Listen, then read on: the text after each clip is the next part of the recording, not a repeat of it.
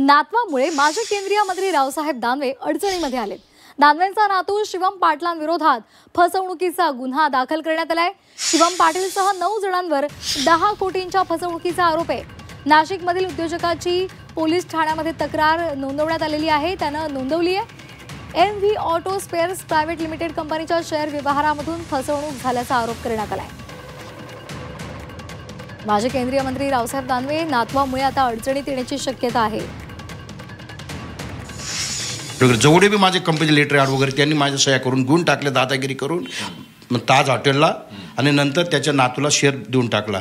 मग 14% मधून गिरीश नारायण पवार आणि शिवम मुकेश पाटील हे झाले शेअर होल्डर 14%। मग पैसे मागायला गेलो तर मला 8-10 दिवसानंतर मला फोन आला, त्यानंतर तुझं खाता नंबर दे, अकाउंट नंबर। मग मी माझं अकाउंट नंबर दिला। अकाउंट नंबर दिल्यानंतर त्यांनी जो आता कटाऱ्या संजय सुभाष कताऱ्या आणि त्याचा मुलगा, आणि त्यांनी मला 9 कोटी रुपये 9 कोटी काही 75 लाख रुपये माझ्या अकाउंटवर न बोलता टाकून दिले। मग मी घाबरलो, म्हटलं पैसे यात काही शेअर होल्डर नाही, याला मी ओळखत नाही, हा काही माझ्या कंपनीच्या घेण्यादेण्यात कुठल्याही याच्यामध्ये नाही, यांनी पैसे टाकले का? मग मी विचारलं, दानवेंना फोन केला, दानवे साहेब का हे पैसे का बरं टाकले? तुला बाकीचं माहीत नाही, तुला ते पैसे टाकले आणि तुला जर राहायचं तर राह, तुलाही बाजूला करून देईल, कंपनीच्या माझा नातवलं मालक म्हणून बसवायचं आहे मला। आणि आता या संदर्भात अधिक माहितीसाठी आपण जाणार आहोत आमचे प्रतिनिधी योगेश खरे यांच्याकडे। योगेश, आपण पाहतोय नातवामुळे आता रावसाहेब दानवे हे अडचणीमध्ये येण्याची शक्यता आहे का? अधिक अपडेट्स आहेत?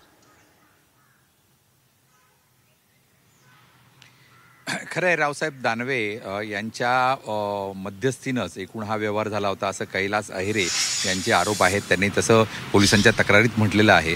असंही म्हटलं आहे की त्यांचे जे नातू होते, दानवेंचे नातू आणि त्यांच्यासह 7-8 जणं यांना हे सगळं रावसाहेब दानवे घेऊन आले होते आणि त्यांच्या माध्यमातून हा सगळा व्यवहार झाला। एकूण त्यांनी मला मोठी मोठी आमिषं दाखवली।